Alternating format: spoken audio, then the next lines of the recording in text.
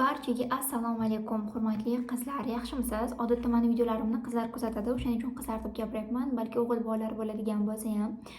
Xullas, bugungi videoda nimaga aynan siz ijtimoiy tarmoqlarda bu darajada faolsiz, nimaga Reels, Shorts, shunga o'xshagan narsalarni ko'rishdan o'zingizni tiyolmayapsiz? Shu haqida gaplashamiz. Oldin aytib o'tib ketmoqchiman, bu hech qanaqa motivatsion rolik emas. Ya'ni sizga motivatsiya berish yoki hayotingizni o'zgartirish uchun nimadir qilish haqida gapirmayman umuman. Shunchaki bu ikkita insonning suhbati bo'ladi. Shunchaki ikkita inson deganda men va siz. Faqat gapiruvchi men bo'laman, siz esa faqatgina eshitasiz va xulosa qilasiz. Agarda qanaqadir ishlaringiz bo'ladigan bo'lsa, ya'ni uyingizni yig'ishtirishingiz kerak bo'ladigan yoki bo'lmasam qanaqadir uborka qilishingiz kerak bo'ladigan bo'lsa, bemalol o'sha ishni qilib, bu videoni eshitsangiz ham bo'ladi. Chunki men xohlaymanki, ham meni aytayotgan gaplarimni eshitishingizni, ham xulosa qilishingizni. Demak, boshladik. Nimaga aynan biz ijtimoiy tarmoqlarga bu darajada berilib ketganmiz? Nimaga soatlab reels ko'rishdan o'zimizni to'xtata olmayapmiz? Shu haqida gaplashmoqchiman. Bu hammaning muammosi. Hozir aytaylik, sal zerikib qoladigan bo'lsak, darrov ijtimoiy tarmoq, taksiga ketayotgan bo'lsak ham ijtimoiy tarmoq, tramvay, metro shunga o'xshagan joyga kiradigan bo'lsak ham darrov Instagramga kirib, reelslar ko'rishni boshlaymiz yoki shunga o'xshagan narsalar qilishni boshlaymiz. Bu o'zi qanaqadir refleks, odat bo'lib qolgan desak ham bo'ladi. Aytaylik, sizning hayotingizda ham bu narsa bo'lishi mumkin. Nafaqat 30 minut, balki soatlab, 2-3 soatlab siz vaqtingizni, umringizni bir qismini, balki juda katta qismini faqatgina ijtimoiy tarmoqlar uchun sarflab yuborayotgan bo'lishingiz mumkin. Va bugungi videoda men xohlaymanki, ham muammoning kelib chiqish sababini o'rgatishni, ham sizga yechim berib ketishni. Demak, birinchi aytib o'tmoqchi bo'lgan narsam, biz ong ostimizni har xil kerakli va keraksiz ma'lumotlardan to'ldiryapmiz. Miyamiz bizni chirib ketmoqda. Buni qanaqa qilib bilish mumkin? Biz hozir YouTube'ga kirib, uzun videorolik ko'rish o'rniga qisqa Instagram Reels'dagi qisqa videolarni yoki YouTube Shorts ko'rishga o'rganib qolganmiz. Nimaga? Masalan, Instagram Reels'da bitta video 15 sekund bo'ladigan bo'lsa, eng kamida 15 sekund bo'ladigan bo'lsa, 1 daqiqa 60 sekund ichida biz naqd 4 ta video ko'ramiz, 4 ta ma'lumot olamiz, 4 xil voqeani guvohiga aylanamiz, 4 xil narsa miyamizga kiradi va 4 xil ma'lumot. Agar YouTube'dan bitta uzun podkast ko'radigan bo'lsak, unda bir xil ma'lumot kiradi, bir xil voqealar takrorlanadi va miyamiz buni to'g'ri qabul qiladi. Lekin Instagram Reels'da aynan qisqa videoroliklarda bu unaqa emas. Biz ko'ramiz, bir vaqtning o'zida, bir daqiqaning o'zida 4-5 xil kadr o'zgaradi, 4-5 xil ma'lumotlar bo'ladi, 4-5 xil voqealarni guvohiga aylanamiz va bu bizning miyamizni bora-bora chirishiga sabab bo'ladi. Buni qanaqa qilib bilish mumkin? Hozir o'zida sizni bu videoni ko'rgingiz kelmayapti, ya'ni YouTube'da oxirigacha bu videoni eshitgingiz kelmayapti. Siz borib Instagramda Reels ko'rishni afzal deb olasiz. Nimaga? Chunki o'sha zerikishni boshladingiz.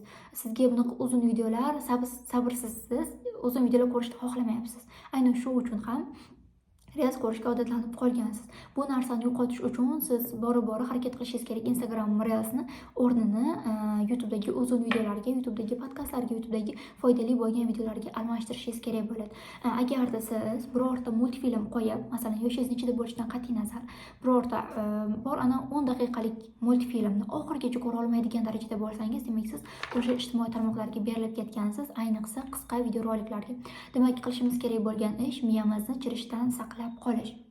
Agar miya chiriydigan bo'lsa va chirishda davom etadigan bo'lsa, nimalar bo'lishi mumkin? Biz lug'at yodlay olmaymiz, yangi til o'rgana olmaymiz, xotiramiz sustlashishni boshlaydi, ba'zi bir ismlarni eslab qola olmaymiz. Bir inson bilan 2-3 marta tanishishimizga to'g'ri keladi. Aytaylik, bitta inson bizga ismini aytganda biz birinchisida eslab qolamiz, lekin oradan 2-3 kun o'tgandan keyin ikkinchi ko'rishimizda ismingiz nima edi deb qayta so'rashimiz mumkin. Sababi bizning reelslar, ijtimoiy tarmoqlar o'sha xotiramizni cheklab qo'ygan bo'ladi. Keyin tobora xotiramiz sustlashib ketayotgan bo'ladi va shu tufayli ham biz qisqa ma'lumotlarga o'rganib qolamiz va miyamiz chirishda davom etadi. Yangi ma'lumotlar qabul qilishni xohlamay qolishimiz aynan shu ko'p reels ko'rishimizdan, ko'p shorts, ya'ni qisqa videorolik ko'rishimizdan kelib chiqadi. Nimaga o'zi reels ko'ramiz? Odatda boshqalarning hayoti biznikidan qiziqarli, boshqalarning hayoti, boshqalarning qanaqadir dunyoqarashi, qo'yayotgan videoroliklar biznikidan, bizning hayotimizdan, xayolimizdan, fikrlarimizdan yaxshi ko'ringanligi, ideal ko'ringanligi tufayli biz ularning hayotini ko'rishga o'rganib qolganmiz. Aytaylik, qaysidir bloger restoranda ovqatlanayotganini qo'ysa-yu, siz uyda oddiy aytaylik hotlanch yeb o'tirganingizni ko'rayotgan bo'lsangiz, sizda darrov noshukrlik kelib chiqishni boshlaydi. Nimaga uning hayoti shunaqa zo'r, amani hayoti unaqa emas? Shunga o'xshagan fikrlar miyangizga chiqadi va aynan shu muammolarni unutish uchun ham, o'zingizdagi muammolardan qutulish uchun ham siz ijtimoiy tarmoqlarni yanada ko'rishni boshlaysiz, yana ko'proq reels ko'rishni, yana boshqa blogerlarning hayotini ham ko'rishga o'rganib qolasiz. Qarang, Ochiqchasiga gaplashmoqchiman. Men ham blogerman va siz taniydigan juda ham ko'plab mashhur blogerlar bilan yaqin tanishman. Ya'ni ularni bilaman, hayotini bilaman. Ular baxtlimi, baxtsizmi, aynan o'sha narsalarni bilaman. Va ishonib ayta olamanki, 99% siz ijtimoiy tarmoqlarda ko'rayotgan blogerlarning hayoti siz o'ylagan darajada ideal emas. Siz o'ylagan darajada ular baxtli emas. Siz o'ylagan darajada ular qanaqadir ma'noda yutuqlarga, muvaffaqiyatga erishib ketgan emas. Siz o'ylagan darajada ularning yashash sharoiti unaqa zo'r emas. Ular ham xuddi sizdek. Ularda bor bo'lgan narsa sizda mavjud bo'lmasligi mumkin yoki bo'lmasam sizda mavjud bo'lgan narsa ularda mavjud bo'lmasligi mumkin.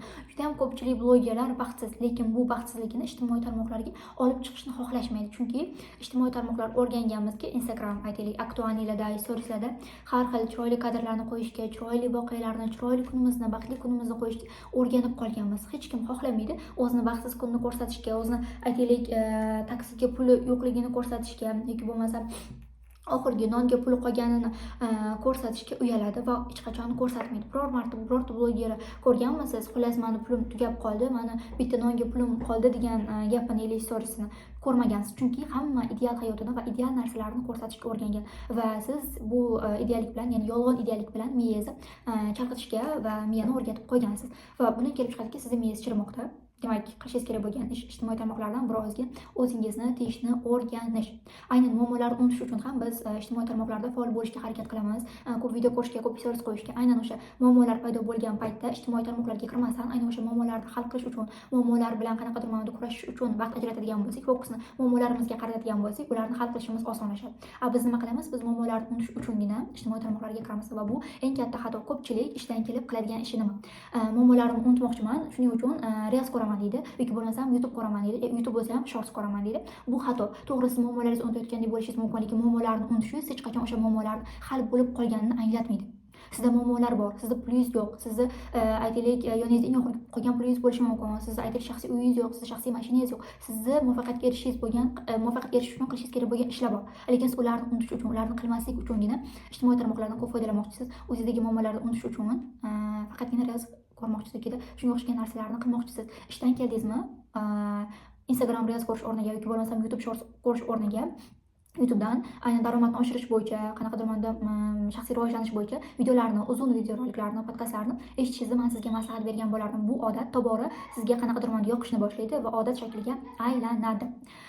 Demak, iltimos, ishdan, o'qishdan, maktabdan kelgandan keyin darrov muammolarni unutaman deb ijtimoiy tarmoqlarga kirib yopishib olmang. Bu xato.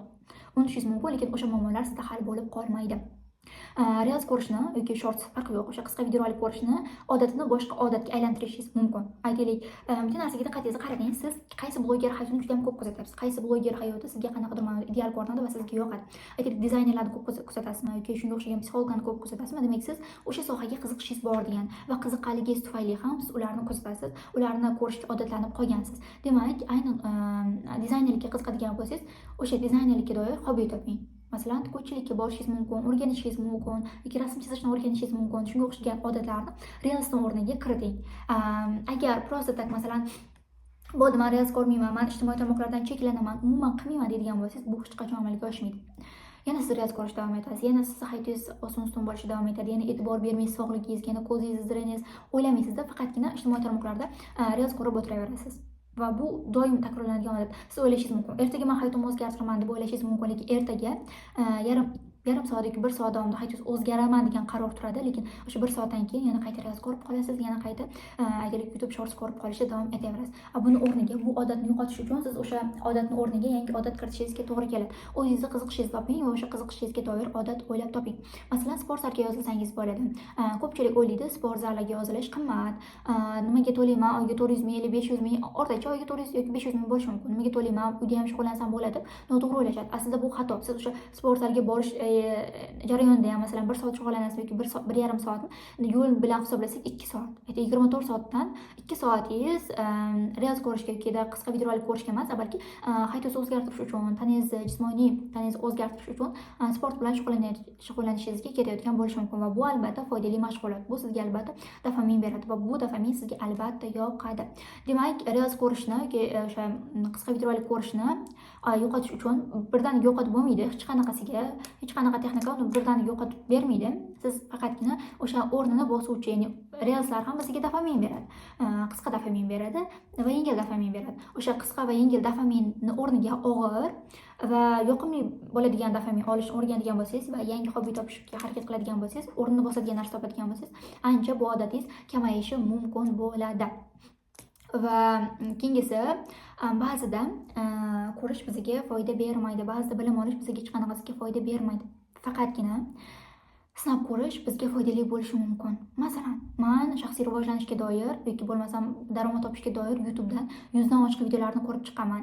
Instagramda blogerlarni ko'rib chiqaman, aktualiylarni o'qib chiqaman, ularning kurslarida ham o'qib chiqaman. Juda ham ko'p ma'lumot va bilimlarni o'zimda qabul qilganman. Lekin shu paytgacha ularni ishlatmaganman. Men hech qanaqasiga ishlatmaganman, boshqalarga bermaganman yoki bo'lmasam boshqalarga o'rgatmaganman. Faqatgina o'zimda olib yurganman. Hayotda umuman sinab ko'rmaganman. Va men eng katta xatoyim aynan shunda bo'lgan. Siz bilim olyapsizmi? Siz bitta kitobni o'qidingizmi yoki bo'lmasam birorta ma'lumotni qo'lga kiritdingizmi? Aynan o'sha ma'lumotni hayotingizda sinab ko'rishga harakat qilishingiz kerak. Sinab ko'rsangizgina siz natijasini sezasiz. Bilim oddiy nima desa bo'ladi? Prosta cho'pga aylanadi agarda u bilimni sinab ko'rmaydigan bo'lsangiz. Zo'r gap bo'ldi, boshqa to'dan qaytaraman. Bilim shunchaki cho'pga aylanadi agar uni hayotingizda sinab ko'rmaydigan bo'lsangiz. Masalan, tasavvur qiling, siz anchadan beri ingliz tilini o'rganish bilan shug'ullanyapsiz, mashg'ulsiz. Ingliz tilini o'sha bilasiz deylik, lekin u ingliz tilini hayotingizda sinab ko'rmaydigan bo'lsangiz, vaqtlar o'tib, aytaylik, oylar yoki bo'lmasam yillar o'tib, u shunchaki cho'pga aylanadi. Siz u bilimdan qanaqa foydalanishingiz mumkin? Aytaylik, boshqa ingliz tilini o'rgatishingiz mumkin, pul evaziga. Nima deyotganimda, agar ingliz tilini biladigan bo'lsangiz, lekin uni ishlata olmaydigan bo'lsangiz, u prosta tak esingizdan chiqib ketishi mumkin vaqtlar o'tib. Siz qilishingiz mumkin, birorta bolaga ingliz tilini o'rgatishingiz mumkin yoki bo'lmasam shogird olishingiz mumkin yoki qaysi bir qarindoshingizga ma'lum bir summa evaziga, aytaylik, oyiga 200 ming yoki bo'lmasam 300 ming so'm evaziga unga ingliz tilini o'rgatish bilan shug'ullanishingiz mumkin. Farqi yo'q, u ingliz tili bo'ladimi, rus tili bo'ladimi, boshqa tillar bo'ladimi, siz o'sha bilimni hayotingizda sinab ko'rib daromad qilsangiz bo'ladi. Va sinab ko'rishni boshlashingiz kerak. Yoki bo'lmasam ingliz tilini o'sha bilasiz, uni sinab ko'rishni xohlayapsiz, hayotingizga tatbiq qilishni xohlayapsiz. Boshlagan uydagilaringiz bilan ingliz tilida suhbatlashishni boshlang yoki bo'lmasam ingliz tilida kinolar, multfilmlar, ingliz tilidagi kontentlarni ko'rishga odatlanishni boshlasangiz bo'ladi. Aynan shu sinab ko'radigan bo'lsangiz, sizga u yordam berishi mumkin.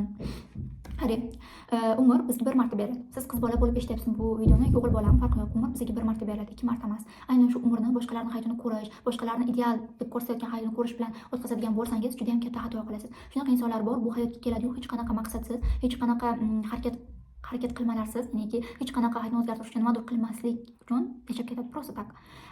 Kimdir aytaylik blog yuritishi mumkin, moliyaviy erkinlikka chiqish uchun, daromad topish uchun, kimdir biznes boshlashi mumkin, kimdir qaysidir ustozga shogird tutishi mumkin, yana kimdir qaysidir yangi tilni o'rganayotgan bo'lishi mumkin hayotni o'zgartirish uchun. Ana ularda maqsad bo'ladi va maqsad bo'lgan joyda hayot ancha qiziqarli o'tadi. Masalan, men tanishlarim bor, shu darajada kunini rejalashtirgan. Ularni bir kunda 2-3 soatgina vaqti bo'ladi xolos. O'sha 2-3 soatda ham ular ijtimoiy tarmoqqa reels ko'rish yoki bo'lmasam shunga o'xshagan narsalar uchun sarflashmaydi. Balki birorta kino ko'rish yoki bo'lmasam birorta podkast eshitish yoki birorta shu foydali narsa qilish uchun ketkazishadi. Va bu ularga, bu jarayon ularga yoqadi. Ularga qiziqmas, ular hattoki mashhur blogerlarni tanimaydi. Masalan, birga o'tirib qolganimizda shu blogerni taniysanmi deb savol bersam, tanimaydi. Unga qiziqmas, chunki u bloger uni hayotiga hech qanaqasiga foyda bermaydi. Masalan, sizga ham aytishim mumkin, qaysi bloger masalan o'ziga kelib, "Voy, rahmat, men 3 yildan beri muxlisim ekansiz, mana bu $100 olib qo'ying" deb qo'lingizga beradi. Qaysi bloger? Hech qaysi bloger unaqa qilmaydi, hech qaysi. Ularga prosta unaqa kerak, prosmotr, ya'ni ko'rishlar soni kerak xolos. Ular shundan daromad qiladi. Ular shundoq ham puli bor, ular shundoq ham ishlashadi. Lekin sizda-chi? Sizda yo'q. Siz faqatgina kuzatishni, siz faqatgina qanaqadir bloger hayotiga qiziqishni, sizga foydasi tegmaydigan, sizga hech qanaqa foydasi tegmaydigan har qanaqa narsa zarari albatta tegayotgan bo'ladi. Bu gapimni yaxshilab xulosa qiling. Sizga biror narsani foydasi tegmayaptimi, demak zarari albatta tegayotgan bo'ladi. Masalan, qaysidir blogerni kuzatasiz, uni sizga hech qanaqa foydasi tegmayapti. Hech qanaqa blogida foydali maslahat bermayapti. Hech qanaqa shaxsiy rivojlanish bo'yicha ham yoki bo'lmasam o'qish bo'yicha ham hech qanaqa ma'lumot va bilim sizga bermayapti. Demak, uni sizga zarar tegyapti. Qanaqa qilib sizni vaqtingizni olyapti, sizni fokusingizni olyapti, sizni qanaqadir ma'noda muammolaringizni unutirishga yordam berib, prosta tak sizni hayotdan orqada qolishingizga, boshqa jamiyatdan orqada qolishingizga yordam beryapti xolos va zarari juda ham ko'proq tegyapti. Shunday ekan, sizga foydasi tegmaydigan narsalarga diqqatingizni qarating, ular katta ehtimol bilan sizga zarar yetkazayotgan bo'lishi mumkin. Bu qanaqadir do'st, bu qanaqadir dugona, bu qanaqadir yoningizda yurgan inson yoki bu qanaqadir hattoki sevgan insoningiz ham bo'lishi mumkin. Rost, agar sizga foydasi tegmayotgan bo'lsa, demak zarari aniq tegayotgan. Xo'p, men YouTube boshlash uchun, ya'ni o'zim tajribamdan kelib chiqib gapirsam, YouTube'ni boshlash uchun juda ham ko'p video ko'rganman. 10 ta video ko'rib chiqdim, ayni YouTube'ga kirish haqida. 10 ta video bo'lsa ham 1-2 soatdan shunaqa qiziqishim bor. Deyarli necha yildan beri, 3 yildan beri men YouTube'ga qiziqishim bor. Shunaqa podkastlar olishga, shunaqa videolar olishga, shunaqa insonlarga foydali ma'lumot olishga qiziqishim bor, lekin men bu ishni qilmasdan faqatgina ma'lumot olib, ma'lumotlarni qabul qilib yuribman. Bilaman, lekin nimaga boshlamayapman? Qanaqa video qo'yishni bilaman, qanaqa video olishni bilaman, montaj qilishni bilaman, lekin nimaga qo'ymayapman? Menga Instagramdagi ideal hayot, qanaqadir podkast yozish uchun qanaqadir ideal joylar, studiyalar, ular kerakmi? Rostdan ham. Men nimaga aytdim? Agar uyingizda qanaqadir ishingiz bo'ladigan bo'lsa, idish tovoqlarni yuvishingiz kerak bo'ladigan bo'lsa, o'sha idish tovoqlarni yuvib, meni eshitishimiz mumkin deb nimaga aytdim? Chunki hozir men sizga ko'rsatayotganim hech qanaqa ideal hayot yo'q. Men uyimda, dasha oshxonada telefonni stol ustiga qo'ygan holatda podkast yozyapman. Tasavvur qilib ko'ring. Prosta hech qanaqa ideal yo'q, hech qanaqa maqtanish degan narsalar yo'q, hech qanaqa siz havas qilishingiz kerak hech narsa yo'q. Bitta makiyaj, bitta qiz bor bilimini, bor tajribasini bitta insonga bo'lishyapti. Shu xolos. Tak, shunaqa hamma narsani ideallikka yo'yish bu xato. Shunchaki kimdandir foyda olyapsizmi? Prosta eshitishni biling. Agarda siz ham nimadir boshlashni niyat qilib yurgan bo'lsangiz, aytaylik bloger bo'lishni xohlayotgan bo'lsangiz yoki blog yuritishga havas qiladigan bo'lsangiz, anchadan beri qiziqishingiz bo'ladigan bo'lsa, ideallik sari harakat qilish xato. Shunchaki videoni yoqib, kamerani yoqib, prosta gapirib, nimadirlarni ko'rsatib, siz blogerlikni boshlab ketishingiz mumkin. Perfeksionizm bo'lishga harakat qilmang, bu juda ham zararli. Perfeksionizmlik bu aslida tabiatda bo'ladi, ya'ni ichimizda hammada bo'lishi mumkin bu narsa. No, uni bo'rttirib yuborishlik, hamma narsani ideallik qidirish bu xato, bu bizdan charchatib qo'yadi. Bu bizni hayotimizdan noshukrlik kelib chiqishiga sababchi bo'ladi. O'shaning uchun bu kerak emas. Xo'p, ana endi nimaga biz bog'lanib qolganmiz ijtimoiy tarmoqlarga? Shu haqida gaplashsak, oldingilarim prosta hayotiy misollar edi. Ana endi ochiqchasiga tibbiyot tomonlama ham gaplashamiz. Xo'p, bizda dopamin moddasi bo'ladi. Dopamin bizga yoqadi, miyamizga yoqadi va ijtimoiy tarmoqlarni ko'rish orqali, Reels, Shorts, shunga o'xshagan har qanaqa qisqa, lekin foydasiz videolarni ko'rish orqali miyada dopamin ishlab chiqariladi. Dopamin ishlab chiqarilgandan keyin bu dopamin yengil dopamin deyiladi. Lekin bu yengil dopaminni qayta olish juda ham zararli. Og'ir dopamin bor. Og'ir dopamin, aytaylik, birorta ishni tugatsak yoki sport bilan shug'ullanishdagi zaldan qaytayotgandagi dopamin berishlik yoki birorta o'zimizdan faxrlanish hissi, biror narsa qilib qo'yganligimiz uchun kimdir bizni maqtasa, aynan o'sha paytda bizda dopamin ishlab chiqariladi va bu bizani xursand qiladi. Va og'ir va qiyin dopamin insonni baxtli qilishi mumkin, lekin yengil dopamin insonni baxtli qila olmaydi. Shuningdek, muammolardan uzoqlashtirishi mumkin, lekin baribir baxtli qilib qo'ymaydi. Shunday ekan, siz yengil dopamin beradigan narsalardan qochishingiz kerak. Oldinda aytib o'tganimdek, 1 daqiqani 60 sekund ichida siz 4 xil voqeaga, 4 xil reels ko'rishga, 4 xil insonlarni kuzatishga, 4 xil voqeani miyaga qabul qilayotgan paytingiz sizda dopamin ishlab chiqarishi mumkin, lekin tez dopamin ishlab chiqarilganligi tufayli miya chirishda davom etadi. Shuning uchun yengil dopamin beradigan narsalardan qochishga harakat qilib ko'ring. Keyingisi qochish instinkti. Ya'ni agar sizda muammolaringiz bo'ladigan bo'lsa, sizda muammolarni va stressni unutish uchun ham ijtimoiy tarmoqlarga kirayotgan bo'lishingiz mumkin. O'chib qoldi. Kirayotgan bo'lishingiz mumkin. Shuning uchun muammolardan qochmasdan ularni hal qilishga ham urinib ko'rishingizni so'ragan bo'lardim. Keyingisi bexabar qolishdan qo'rqish. Agarda siz blogerlarni ko'p kuzatgan bo'lsangiz, siz ba'zi bir voqealardan qolib ketaman yoki bo'lmasam qaysi bloger erga tegib ketib qoladi yoki qaysi bloger mashina oboradi yoki qaysi bloger hayot o'zgarib ketadi, men kuzatmasam bo'lmaydi deb kuzatadigan bo'lsangiz, demak sizda bexabar qolishdan qo'rqish anaqasi bor, tashxisi bor. Siz blogerlarni ko'p kuzatmaslikka harakat qilib ko'rishingiz kerak bo'ladi. Keyingisi refleksga aylanish. Qarang, agarda siz bo'sh qolgan vaqtingiz, ya'niki aytaylik vaqtingiz bor, taksidasiz, biror joyga ketyapsiz, vaqtingiz bor. Nima qilasiz? Podkast eshitasizmi?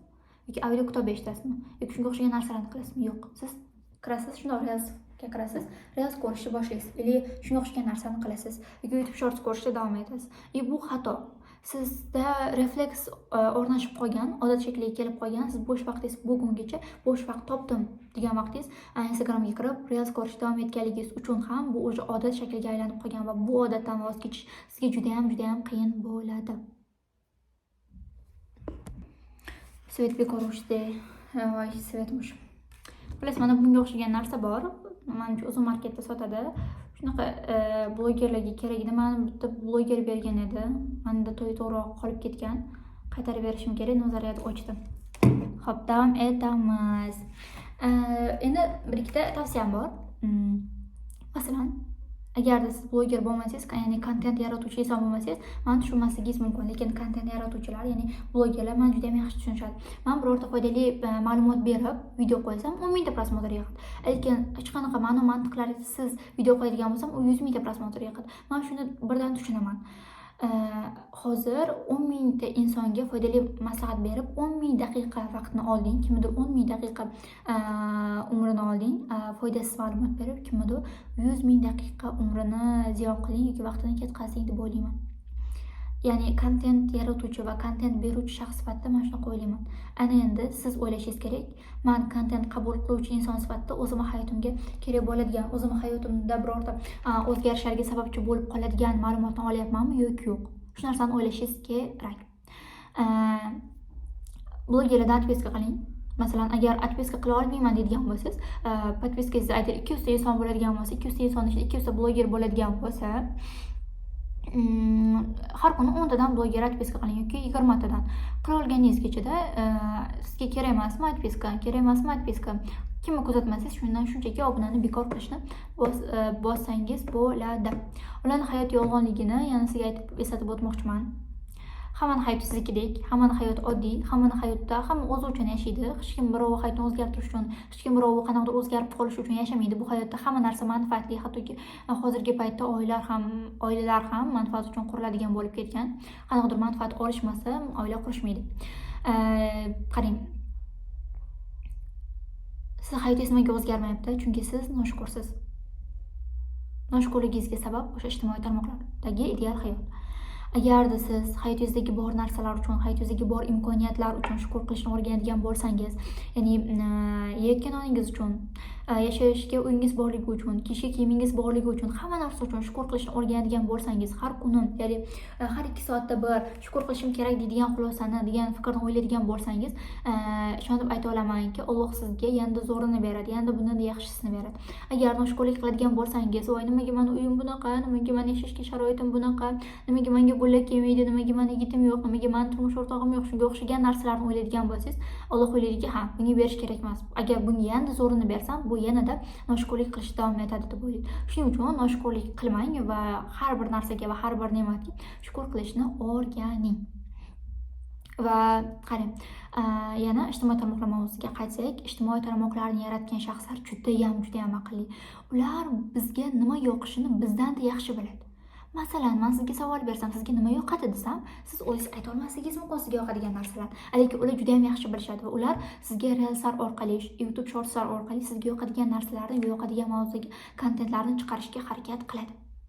Siz qilishingiz kerak bo'lgan ish ijtimoiy tarmoqlar sizdan aqlli bo'lishiga emas, balki siz ijtimoiy tarmoqlardan-da aqlli bo'lishga harakat qilishingiz kerak. Ular sizni vaqtingiz olayotgan bir vaqtda siz ularning vaqtini oling. Sizga yoqadigan narsalar. Lekin ular juda ham yaxshi bilishadi va ular sizga reelslar orqali, YouTube shortslar orqali sizga yoqadigan narsalarni, yoqadigan mavzuga kontentlarni chiqarishga harakat qiladi. Siz qilishingiz kerak bo'lgan ish ijtimoiy tarmoqlar sizdan aqlli bo'lishiga emas, balki siz ijtimoiy tarmoqlardan-da aqlli bo'lishga harakat qilishingiz kerak. Ular sizni vaqtingiz olayotgan bir vaqtda siz ularning vaqtini oling. Ular sizni просто так vaqtingizni zarar yetkazayotgan bir paytda siz ulardan to'g'ri foydalanishga urinib ko'ring. Masalan, sun'iy intellektdan yoki Instagramda faqat kontent qabul qiluvchi emas, balki kontent yaratuvchi ham bo'lib ko'ring. Balki blog boshlab ko'rarsiz, balki shunga o'xshagan narsalarni qilib ko'rarsiz. Ya'ni hozirda ijtimoiy tarmoqlar orqali pul topayotgan insonlar juda ham ko'p. Siz ham buni o'zingizga to'g'rilasangiz bo'ladi. Siz просто pulingizni boshqalarga yetkazguningizga qadar siz ijtimoiy tarmoqqa kirib, qanaqadir Instagramda yoki YouTube'da blog boshlab, Telegram kanalda qanaqadir kanal ochib, o'shandan daromad qilishdan boshlasangiz bo'ladi. Ya'ni o'zingizni foydangizga hammasini yo'naltirsangiz bo'ladi. Endi bitta narsani aytib o'tmoqchiman. Aytganimdek, ijtimoiy tarmoqlar bizdan-da aqlli, bizga nima yoqishini bizdan-da yaxshi biladi. Biz bilmasligimiz mumkin, bizga nima yoqishini, lekin ular juda ham yaxshi biladi va bizga yoqadigan kontentlarni chiqarishga harakat qiladi. Masalan, juda ham ko'pchilik o'g'il bolalarda odatda, qizlarda emas, boshqa qizlarda ham bordir, pornografiyaga qanaqadir o'rganib qolishlik bo'ladi. Bu juda ham katta xato. Bu bizning miyamizni chirishga sababchi bo'ladi. aytaylik sizga yoqadigan kontent deydi, faqat chiqazaveradi shunga doir videolar. Aytaylik biznesmi, siz biznesga qiziqadigan insonmisiz, videolarni biznesga doir ko'radiganmisiz, Instagram Reels ham biznesga doir videolar chiqaradi. Munosabatlarga qiziqasizmi, munosabatlarga doir, kitob o'qishga qiziqasizmi, kitob o'qishga doir kontentlarni chiqazaveradi. O'sha bu xohlaydiki, ko'proq qolsin Instagramda, ko'proq video ko'rsin, bizga ko'proq biz reklamalar orqali ko'proq daromad qilaylik degan narsani o'ylaydi. Shu orqali ko'proq pul ishlab oladi sizni ustingizdan. Shuning uchun iltimos, ular sizni ustingizdan aqllilik qilishga emas, balki siz ularning ustidan aqllilik qilishga harakat qilib ko'ring. Xo'p, ana endi yechim berib o'tib ketaman. Video uzun bo'lib ketdi. Bu qani aytdim-ku boshidayoq, bu shunchaki suhbat bo'ladi deb. Birinchi o'rinda ekran vaqtingizni tekshiring. Odatda iPhone'larda bo'ladi. Manimcha Android telefonlarda ham hamma telefonda bo'lishi kerak ekran vaqti.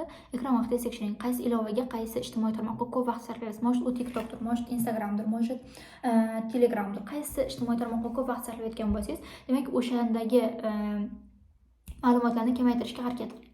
Instagram ko'p kuzatyapsizmi? Instagram Reelsga ko'p vaqtingiz ketayotgan ekanmi? Demak, nima qilishingiz kerak? Blogerlardan odpiskani tezroq qilishingiz kerak.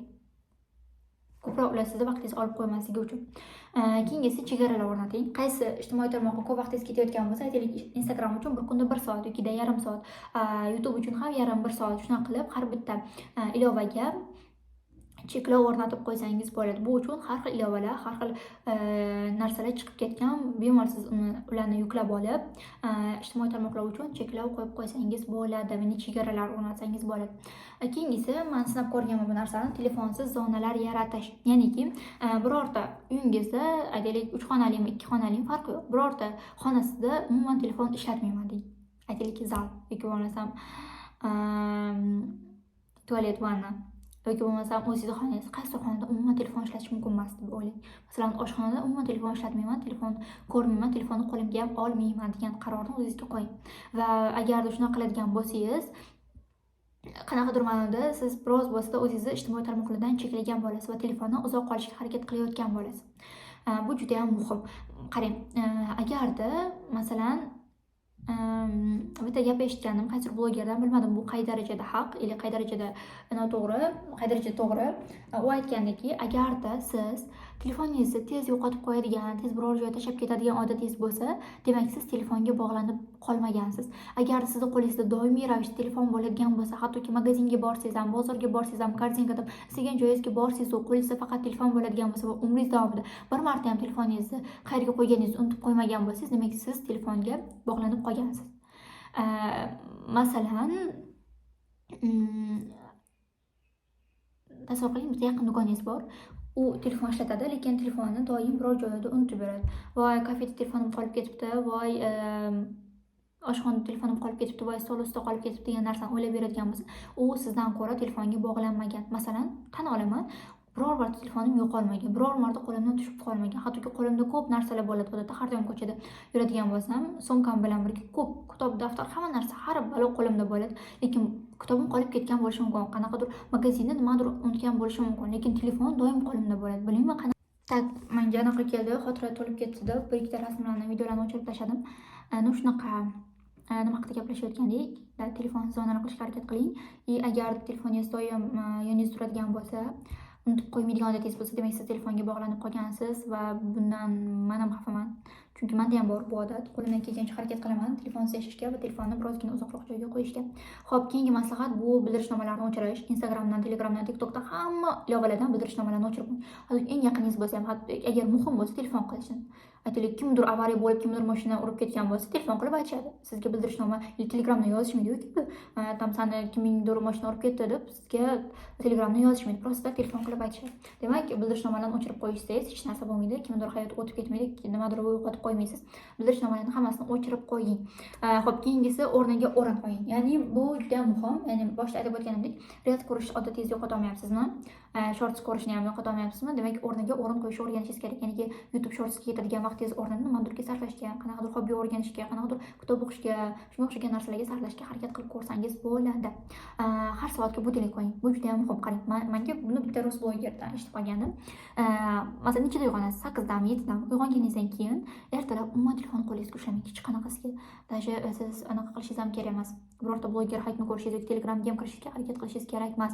Uyg'onganingizdan keyin birinchi 1 soat hech bo'lmasa hech qanaqa ijtimoiy tarmoqlarsiz o'zingizni nonushta qilishingiz mumkin, uyingizni yig'ishtirishingiz mumkin, ko'chada 1 soat yoki yarim soat yurib kelishingiz mumkin. Shunga o'xshagan narsalarni qiling, lekin iltimos ijtimoiy tarmoqlarga vaqtingizni sarflamang. Va keyin har soatga budilnik qo'ying. Masalan, ertalab 8 ga uyg'ondingiz, 9 gacha hech qanaqasiga ijtimoiy tarmoqlardan foydalanmaysiz. Demak, soat 10 ga siz budilnik qo'yib qo'ying. 10 ga, 11 ga, 12 ga, 1 ga, 2 ga shunaqa qilib budilnik qo'yib qo'ying. Budilnik qo'yganingizdan keyin siz tushunib yetasiz. Har budilnik chalgan vaqtda voy vaqtim ketyapti, voy umrimni faqat reels ko'rishga sarflab yuboryapman degan narsani o'ylaysiz va biroz bo'lsa o'zingizni qiynashni boshlaysiz va nafsingizga yoqmaydigan narsalarni qilasiz. Ya'ni nafsga nima yoqmaydi o'sha shunda telefonni qo'yasiz, boshqa narsalarga chalg'ishga harakat qilasiz. Shunaqa. Budilnik sinab ko'rsash beradigan usul sinab ko'rsangiz bo'ladi. Faqatgina budilnik ovozini sal pasaytirsangiz bo'ladi. Chunki agar bir kunga budilnik qo'yadigan bo'lsangiz, aytaylik 10 marta budilnik qo'yadigan bo'lsangiz, budilnikning ovozi sizga yoqmasa, prosta keyingi odatlaringizda, keyingi harakatingizda, keyingi kunda siz budilnik qo'ymasligingiz mumkin. Shuning uchun ovozni pasaytirib qo'ysangiz bo'ladi. Albatta ish beradi va bitta narsani tushunib yeting. Bular hozir tepada aytib o'tgan narsalarim hech qaysi ish bermaydi agarda siz o'sha reelsni o'rniga, shortsni o'rniga, ya'ni ularning o'rnini bosadigan narsa o'ylab topmasangiz. Qanaqadir hobbi, qanaqadir odat. Aytaylik, maktabda o'qiysiz yoki universitetda o'qiysiz, maktabdan keyin ishlasangiz bo'ladi yoki bo'lmasam qanaqadir sport bilan shug'ullansangiz bo'ladi, yangi til o'rgansangiz bo'ladi. Bunaqa hobbilar juda ham ko'p. Va sun'iy intellektdan foydalanishni o'rganing. Sun'iy intellektga nima deb yozamiz? Men o'zim hayotni sinab ko'radigan narsani aytaman. Aytaylik, birorta mashhur insonni, birorta siz havas qiladigan insonni aytasiz. Albatta sun'iy intellekt tanisa kerak. Elon Musk deylik. Elon Muskdek muvaffaqiyatga erishmoqchiman. Menga Elon Muskni odatlarini tushuntir. U nima qiladi, nima harakatlar qiladi, u ertalab tongini qanaqa boshlaydi, u obedda nima qiladi, u qanaqa kitoblarni o'qiydi, u nima bilan shug'ullanadi. Shunga o'xshagan narsalarni ayt deb sun'iy intellektga, ya'ni ChatGPTga yozasiz. U esa sizga o'sha siz havas qiladigan insonni hayotini to'liq tushuntirib beradi. U nechida uyg'onadi, nechida ishga ketadi, nechida nima qiladi, qanaqa tilni o'rganadi, qanaqa kitob o'qiydi, shunga o'xshagan hamma odatini sizga aytib beradi. Keyin esa unga boshqalardan yozasiz. Xo'p, yaxshi. Ana endi meni yoshim shu-shuda, meni yoshim 17 da. Men o'zim uchun yangi hayot boshlamoqchiman, muvaffaqiyatga erishmoqchiman. Men maktabda o'qiyman. Ertalab soat 8 dan 1 gacha vaqtim maktabda ketadi. Aynan shu maktabdan tashqari va muvaffaqiyatga erishishim uchun qilishim kerak bo'lgan kun odatlarini, ya'ni kun tartibini menga tuzib ber deb yozasiz. U sizga ishoning, har bir soatgacha, xohlasangiz har bir daqiqasigacha, har bir soniyasigacha sizga tuzib beradi. Nima qilishingiz kerakligini, hattoki qanaqa hobbilar kerakligini, hattoki qanaqa maqsadingiz borligini, siz nimaga qiziqishingizgacha u sizga topib beradi va odatlarni ham topib beradi. Nima qilishingiz kerakligicha, agar blog boshlamoqchi bo'lsangiz, blogga qanaqa kontent yaratishingizgacha hammasini sizga topib beradi. ChatGPTga prosta hamma savolingizga javob bera oladi, hamma muammongizga yechim bera oladi. Faqatgina siz unga to'g'ri savol berishni o'rgansangiz kifoya. Xo'p, videomiz shu joyda tugaydi. Svet o'chdi. Ayonda. Xo'p, videomiz shu joyda tugaydi. Agar sizga video foydali bo'lgan bo'lsa, meni Instagram sahifamga yoki bo'lmasam Telegram kanalimga obuna bo'lib qo'ysangiz bo'ladi. U joyda ham juda foydali maslahatlar haqida bo'lishaman. Keyingi videolarimizda xudo xohlasa bundanda qiziqarli va bundanda foydali bo'lgan videolarni olib chiqishga harakat qilaman.